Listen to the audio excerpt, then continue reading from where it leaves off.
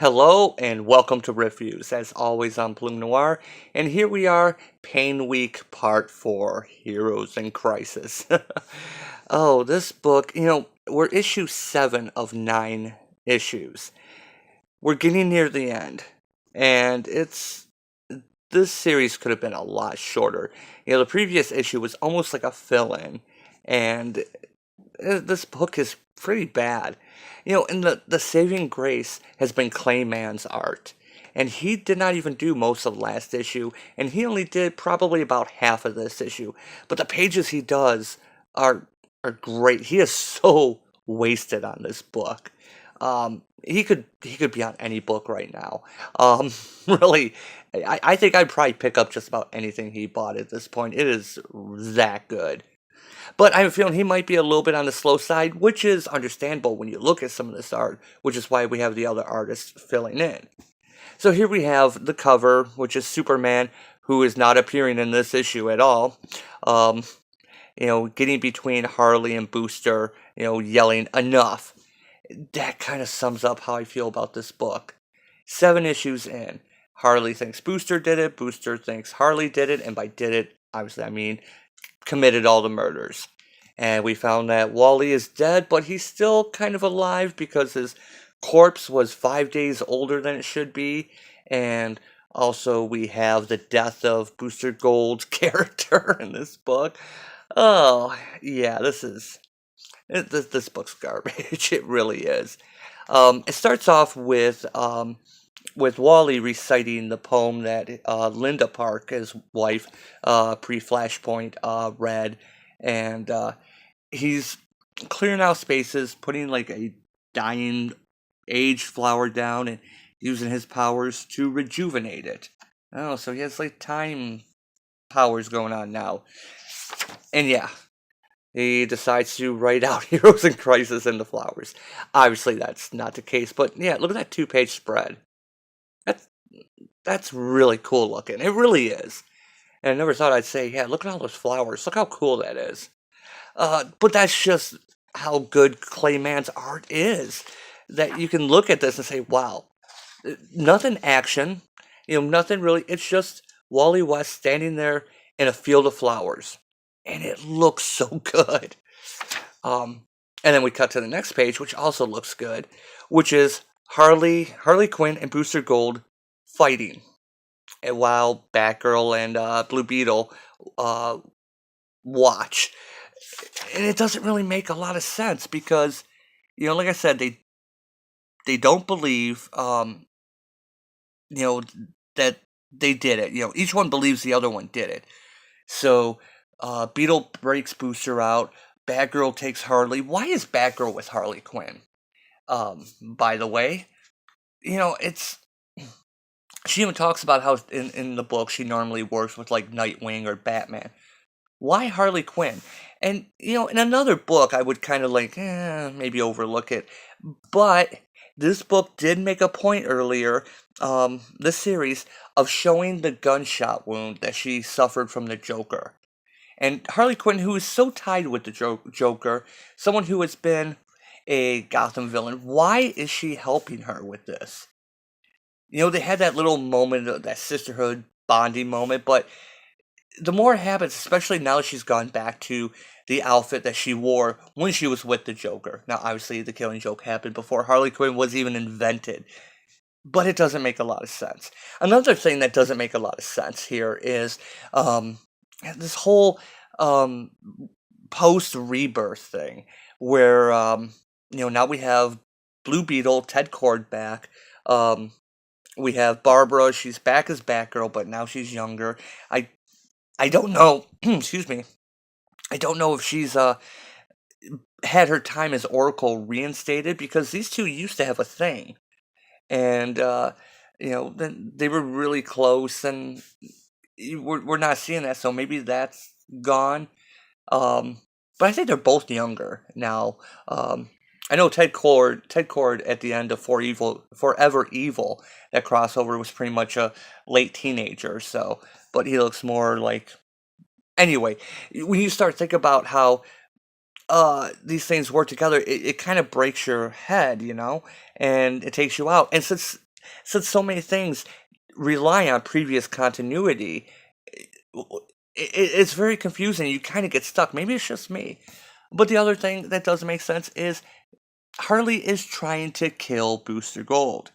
And no, even though Ted's like, oh, he's got his force field, he's got his force field. Um, and Babs is just like, no killing, Harley. I said like 7 times, no killing. Bad, bad Harley Quinn. What is the point of this? Okay, so they get together. They're going to try and compare notes.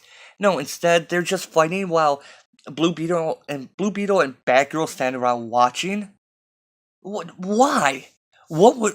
What are they trying to prove with this? And then, of course, we still have doing the interspaced things with the various interviews. And this time, it's pretty much all Wally West and talking about how he why he's there. Basically, he's lost Linda and his kids. This is the interesting story. Someone who did lose his life, personal life. You know what I mean? Lose his family. Because of what happened with Flashpoint. Uh, he should be in therapy for that. That should have been addressed like a lot sooner. He should have been the whole focal point right from the beginning, not just from the previous few issues. Um, yeah, I should skip a lot. There's so much more. I kind of should skip around here because there's some parts in here that are kind of cool. There's one page in particular that looks awesome. Um, but here's where it gets stupid. I saw you kill them. I saw you kill him. Okay, so they live in a universe with doppelgangers, aliens, hologram machines, yeah, Durlons, and they couldn't. It takes them this long to go. Wait a minute, what's going on? We're still going to kill each other. And it's pretty much Harley trying to kill Booster. He's on the defensive. He's just laying on his shields. He's not trying to fly away. He's not trying to shoot her. It's almost like he's letting her get it out of his system. And then we get this whole forced bit. Remember these two previous universe, had a relationship. And it was kind of a cyber relationship, Grant, but they were also really close. And Ted really, really loved Babs, but that's all gone. So we get this thing where I thought you said his shield was broken. It was super broken. Super broken. I actually rebuilt it. Really? No way. Honestly, I couldn't. And why'd you say you rebuilt it? I couldn't. I hooked it up remotely to my ship's operating system. Okay. Wait, you mean the one that's tied directly to your consciousness? Yeah, smart, right? Only problem is, I'll need to get something more permanent made because he needs to be conscious. And of course, what do you guess? She knocks him unconscious. Knocks him right on the floor. This is kind of like the Justice League #5, the One Punch issue, where Batman takes Guy Gardner down in one punch. Only this is kind of undeserved. Honey, I got the shield. Remember, no killing, and I'm serious. Why? She has shown herself to be psychotic, and she's trying to kill him. So you take his shield down. What do you think's going to happen? Why are you doing this in the first place? Why are the two of you standing around and letting them duke it out when there's a big... And so, yeah, that's when Booster realizes that his shield's gone. Just his shield, though. I mean, isn't the rest of his suit working? And of course, you have Barbara going, didn't I just say no killing for the 8th time? Come on. Yeah, skip out on Wally's thing, 'cause it's pretty much repeating everything that's going on. Then we get... There's also interspersed these silly bits. I think they're just fill-ins because Clay, probably couldn't finish the thing.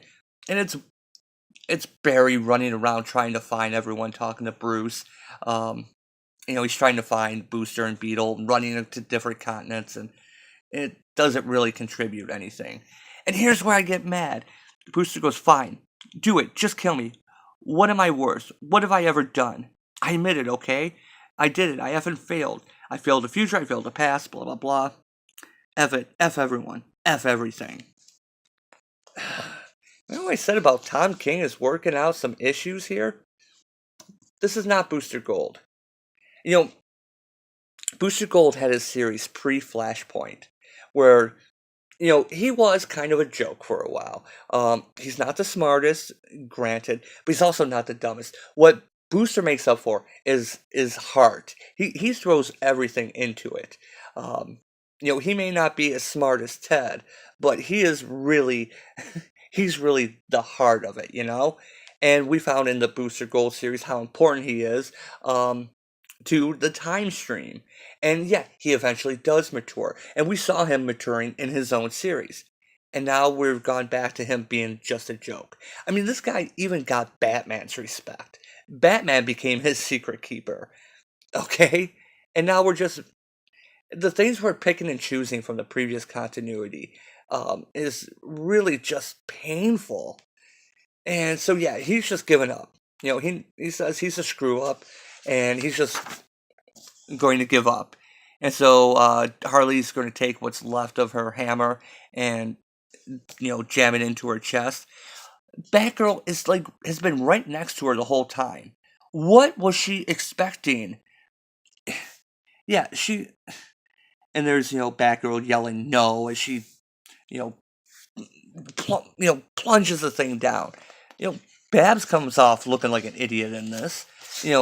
If Harley had killed Booster Gold, that would have been on Batgirl's conscience. That would have been her fault for knocking out Ted Kord and disabling the Shield.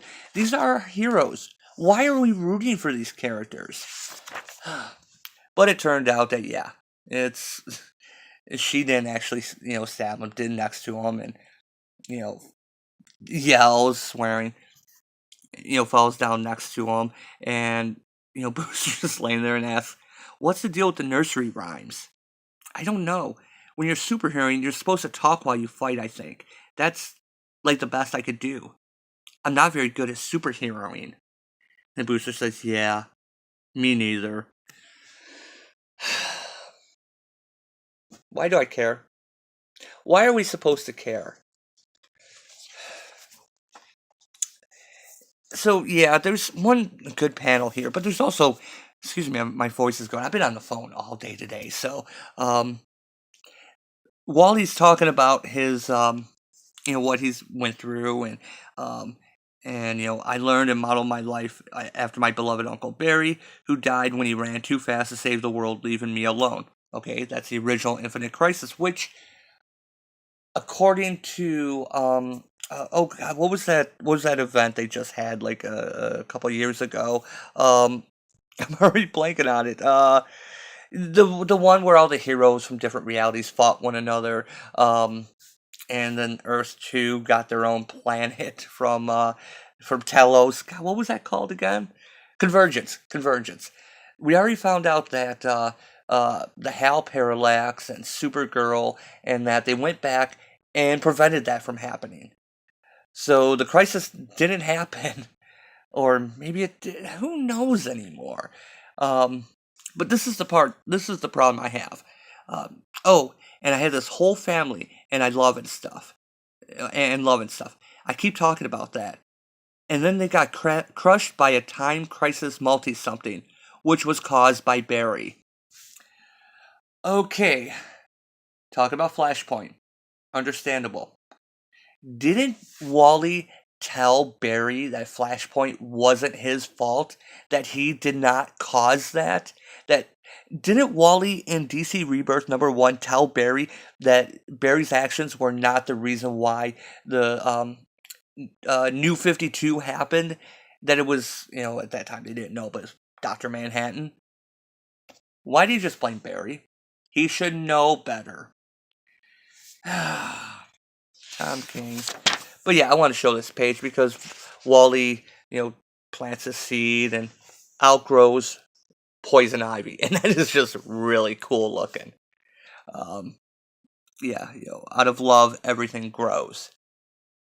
And yeah, isn't that's like I said, these full pages, even though there's not much going on, these full splash pages, just look awesome.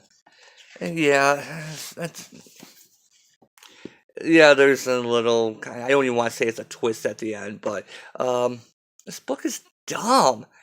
It's it's going on longer than it should. Yeah, we have the whole mystery of what happened, who killed everyone. Um, got a few questions. What about the tapes? What about the tapes that were supposed to be destroyed, which is a dumb idea in the beginning? That doesn't even sound like something Batman would do. These tapes that have been leaked to the media, in this case to Clark and Lois, mostly Lois, so we know they're not going to go farther than that. Who leaked the tapes? Did Wally leak the tapes? How did Wally get the tapes? We got two issues left to tell us what to fill in the rest of the story. And with a murder mystery like this, you should be putting all the clues together and say, "Oh, I see how he did this, and the motivation why he did this, and the way they're paying this off. It doesn't make sense." You know, if they're setting up Wally, is it just he snapped? Um, it doesn't look like Harley and Booster did it.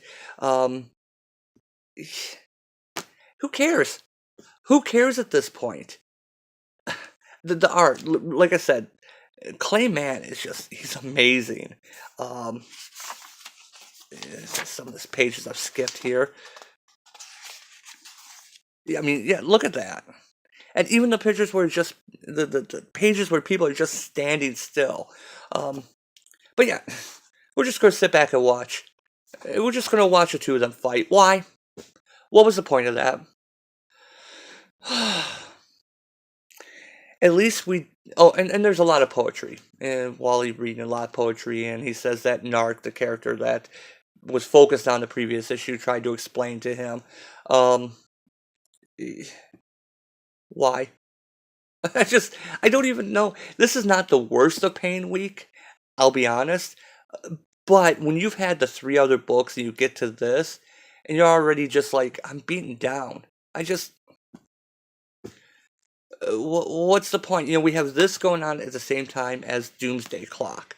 And I have a feeling that one of these is not going to matter. And this one doesn't matter. This is like all the bad bits of of Identity Crisis. Um, which Identity Crisis, again, concept, not a bad concept. Um, but this, the whole sanctuary being a place where heroes and villains, which doesn't make much sense to begin with, that they would go to places even though they're all in robes and their identities concealed, so you don't find their enemies, whatever. Why would they do that in the first place? I mean, it just seems like a weird neutral zone type thing. I guess there's no therapy in prison. Concept's dumb. Everything about this book's dumb. Yeah, I don't. No, don't focus. You don't have to focus on this. Um, yeah, Superman not appearing in this book. I hate this book. I really do. I just wish that Clayman had been drawing the whole issue, like the earlier issues. Because when I opened up issue one, I was amazed. I was like, "Holy cow, where's this guy been?" He's definitely on my radar now. But this book, 4 o'clock. Now you're probably wondering, I hate this book so much. Why am I giving it 4 o'clock? Well, you expect probably a 6, right? Maybe a 5? Oh, not just the art. I get to see Booster and Beetle together. And I don't know, there's such a small fan following, I guess. I mean, a small but vocal following of people like me that love these characters and will follow them. And so it's nice to see them together. It's nice to see Harley in her classic uniform instead of the hot pants and bustier thing she wears now. Little bits of that I like. That's nice to see, but in the end, I don't know how they're going to wrap everything up in two more issues. Like I point out, earlier, who's sending the tapes? What's going on with that little subplot? This is a murder mystery going on, and hey, I'm done. I'm done with this book. Oh, some good books came out this week. I can't wait to get to them. Oh, and my voice is cracking, so I'm calling it a night. Thanks for watching, and I will see you next time.